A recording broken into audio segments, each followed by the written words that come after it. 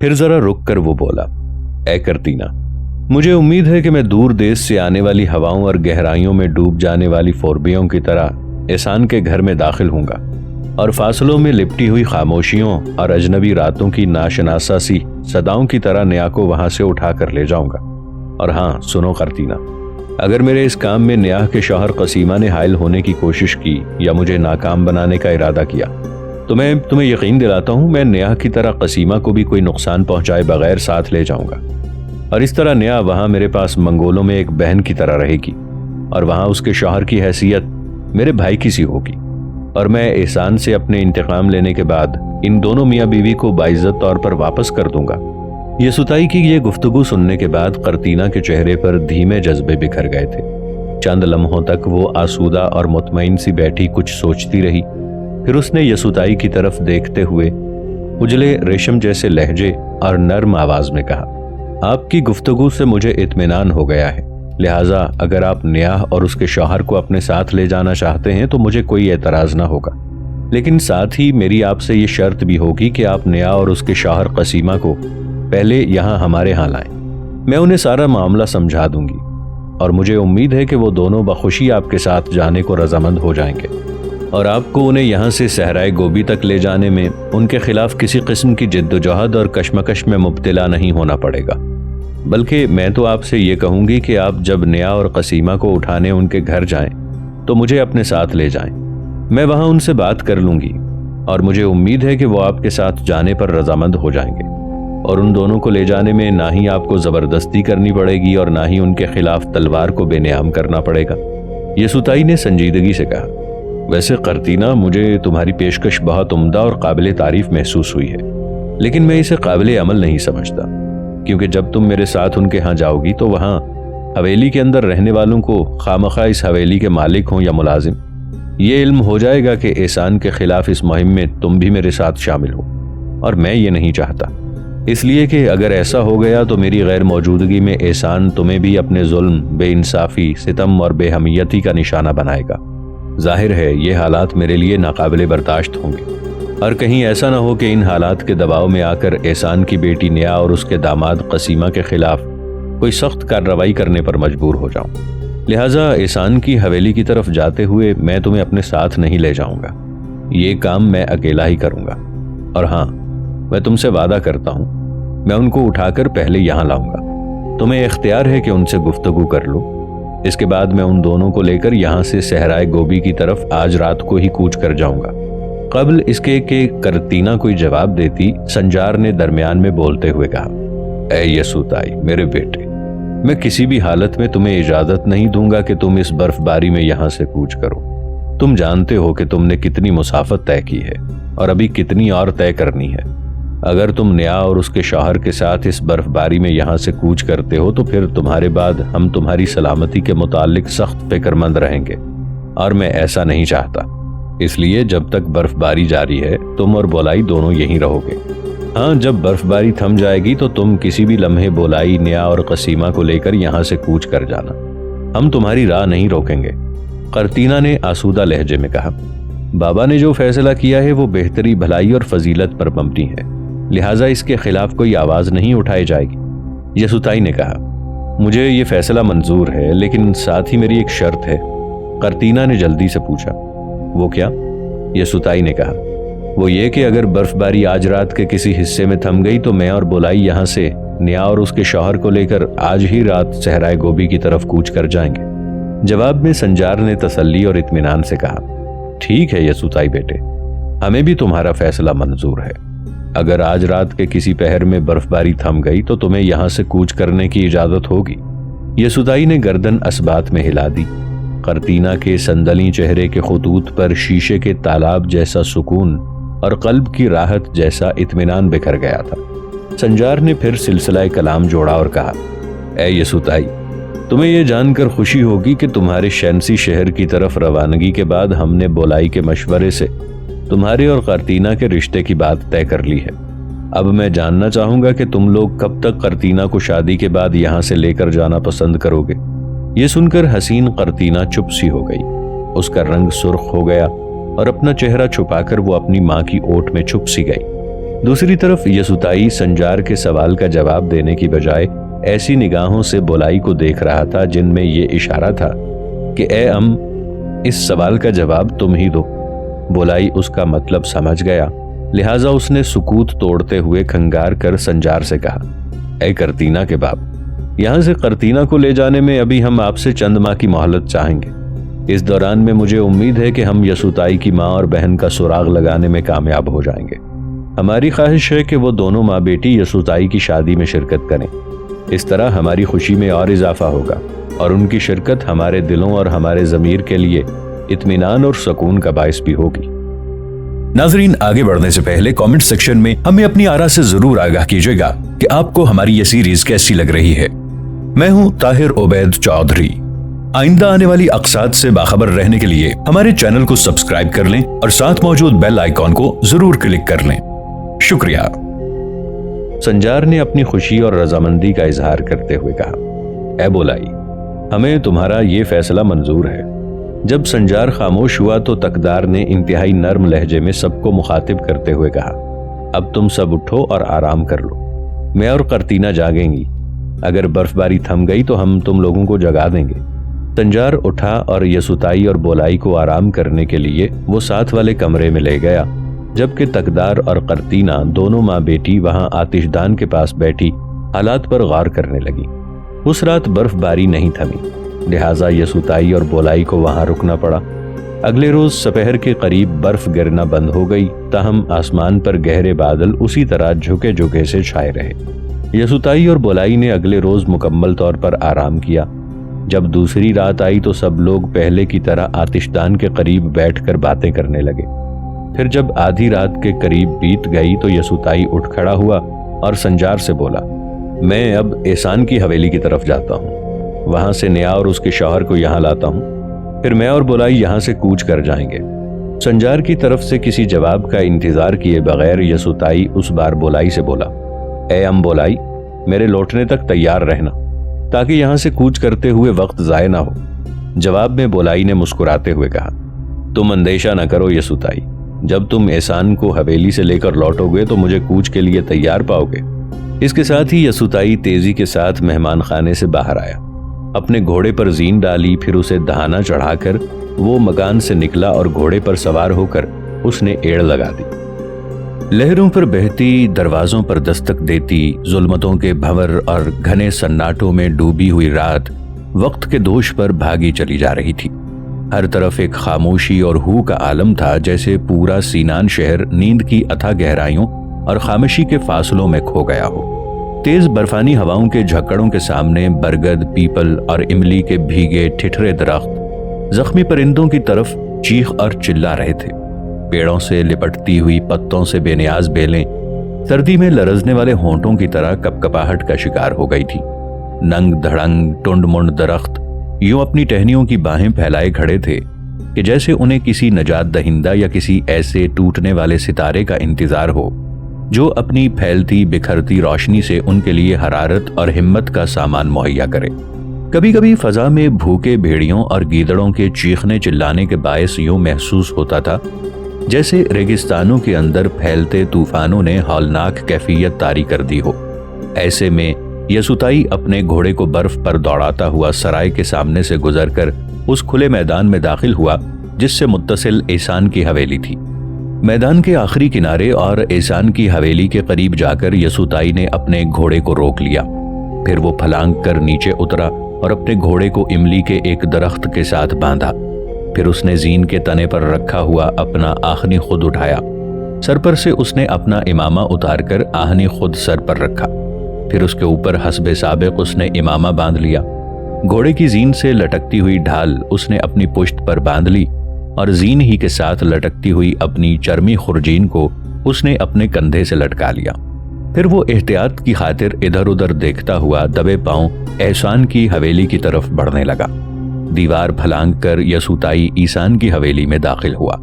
उसने देखा हवेली के सदर दरवाजे के अंदरूनी हिस्से में जलती हुई एक छोटी सी मशल के बायस रोशनी भर रही थी और वहां एक मुहाफिज अपने हाथ में नंगी तलवार और ढाल लिए टहल रहा था। यसुताई मोहतात हो गया। दरवाजे से दूर हटकर वो हवेली की दूसरी समत चल पड़ा था।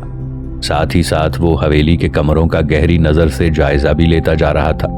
एक कमरे के सामने उसके अंदर से आने वाली हल्की हल्की रोशनी के बायस यसुताई वहां रुक गया। कमरे के इर्द गिर्द घूमकर उसने जायजा लिया। उसने देखा जिस तरफ हवेली के सदर दरवाजे पर खड़ा मुहाफिज साफ दिखाई दे रहा था, उस तरफ उस कमरे का दरवाजा था। यसुताई ने दीवार के साथ छिपकली की तरह चिपक कर उस दरवाजे में कमरे के अंदर झांका। उसने देखा कमरे में सिर्फ 2 अफराद थे। वो जान गया कि वो एहसान की बेटी निया और उसका खामिद कसीमा है। लिहाजा उसने दीवार के साथ चिपके ही चिपके दरवाजे पर खड़े मुहाफिज को निगाहों में रखा और जो ही उस मुहाफिज की पीठ उसकी तरफ हुई, यसुताई हरकत में आया और बर्क के कौंदे की तरह उछलकर खिड़की में से कमरे में जा पड़ा। कमरे के अंदर 2 मसहरियां थीं। एक पर निया और दूसरी पर उसका शौहर कसीमा गहरी नींद सो रहे थे। कमरे में एक नन्ही सी संदल की किंदील रोशनी और खुशबू देती हुई जल रही थी। यसुताई ने हरकत की और कंधे पर लटकती हुई खुरजीन में हाथ डालकर उसने एक रस्सी और रूमाल निकाला। फिर वो किसी भूखे चीते की तरह बगैर आवाज पैदा किए कसीमा की तरफ बढ़ा। उसकी मसहरी पर एक तूफानी अंदाज में उसने अपने दोनों घुटने कसीमा के बाजुओं पर जमाए और तेजी से रूमाल के साथ उसका मुंह कसकर बांध दिया। कसीमा बहुत मचला तड़पा, पर यसुताई की गिरफ्त ऐसी मजबूत और जोरदार थी कि वो यसुताई से अपना आप छुड़ा ना सका। कसीमा का मुंह बांधने के बाद यसुताई ने उसके दोनों बाजू पकड़े और एक सख्त झटके के साथ उसे औंधा कर दिया। फिर फौरन ही उसके दोनों हाथ भी कसकर उसकी पुश्त पर बांध दिए। फिर कसीमा को छोड़कर वो निया की तरफ बढ़ा और जो तरीका उसने कसीमा के लिए इस्तेमाल किया था, वही तरीका अपनाते हुए यसुताई ने अपनी खुरजीन के अंदर से एक और कपड़ा और रस्सी निकालकर निया का मुंह और उसके हाथ भी पुश्त पर बांध दिए। इसके बाद यसुताई एक फौकुल बशर अंदाज में हरकत में आया। कसीमा को उठाकर उसने अपने दाएं कंधे पर और निया को बाएं कंधे पर डाल लिया। फिर वो खिड़की की तरफ बढ़ा, मगर कसीमा और निया दोनों ने जोर जोर से अपनी टांगों को हरकत दी और खूब मचले कि यसुताई की खिड़की से निकलने की कोशिश को नाकाम बना दें। लेकिन उन पर यसुताई की गिरफ्त ऐसी मजबूत और भरपूर थी कि वो अपनी इस सही में नाकाम रहे। ताहम कमरे की उस खिड़की के पास जाकर यसुताई चौंक सा गया। फौरन पलटकर उसने कसीमा और निया को एक मसहरी पर डाला और अपनी ढाल और तलवार संभालकर मुस्तैद हो गया। इतनी देर में खिड़की के अंदर से सदर दरवाजे पर पहरा देने वाला मुहाफिज कूदकर अंदर आ गया था। उसके हाथों में भी ढाल और तलवार थी। अंदर आते ही वो बेझिझक आगे बढ़ा। फिर उसने अपनी तलवार लहराकर यसुताई को शोरीदा और गुसीली आवाज और खौलते हुए लहजे में मुखातिब किया। ऐ अजनबी, मैं नहीं जानता कि तू कौन है, लेकिन मैं तुझे यकीन दिलाता हूं कि मेरी मौजूदगी में तू मेरे आका की बेटी और उसके शौहर को मजबूर और बेबस करके यहां से जबरदस्ती नहीं ले जा सकता। मैं इस घर का मुहाफिज हूं और इस हवेली के हर फर्द की हिफाजत मेरा फर्ज है। ऐ अजनबी, तू मिट्टी के घरौंदों से खेलने की कोशिश कर रहा है।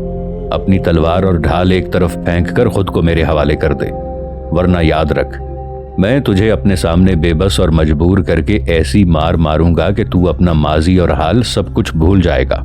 एहसान के उस मुहाफिज की गुफ्तगू पर यसुताई का हल्क कड़वा और जबान का जायका तल्ख हो गया था। उसकी जलाल भरी नजरों में वीरानियां और खौफजदा कर देने वाले जज्बे रक्स करने लगे थे। गुस्से में उसकी रगें खिंच गईं और उसका चेहरा तांबा होकर रह गया। फिर उसने उबाल खाते हुए लहजे में कहा, ऐ एहसान के मुहाफिज, मैं नहीं जानता कि तेरा नाम क्या है, फिर भी लारैब तूने सच कहा है कि मैं मिट्टी के घरौंदों से खेलने की कोशिश कर रहा हूं। कसम मुझे अपने उस रब की जो वाहिद और मेहरबान है, इस संगीन और सुनसान रात के घुप पर स्याह अंधेरे में मैं तुम्हारी जात के नविश्ता तकदीर और तुम्हारी शोरीदगी जिंदगी को बुरीदा रंग करके रख दूंगा। सुनो ऐ एहसान के मुहाफिज, जिंदगी की इस मसाफत और वक्त के इस बदतरीन कशमकश के अंदर आज रात निया और इसके शौहर को अपने साथ ले जाना मेरी जिंदगी के अहम तरीन मकासद में से एक है। मैं जानता हूं कि यूं आसानी के साथ तुम मेरे सामने से नहीं टलोगे, लिहाजा संभलो, मैं तुम पर हमलावर हो रहा हूं। फिर देखो कैसे मैं अपने रब की नुसरत के साथ तुझ पर गालिब आता और सरफराज रहता हूं। اس کے ساتھ ہی اس نے وقت کے منجمد کر دینے والے طوفانوں اور سائقہ وار جھپٹ پڑنے والی بدترین آندھیوں کی طرح ایسان کے اس محافظ پر حملہ کر دیا۔ یسوتائی کے حملے میں سمندر کی ہیبت، بحر دخار کی وحشت، لہروں کی تڑپ اور شعلوں کی لپک تھی۔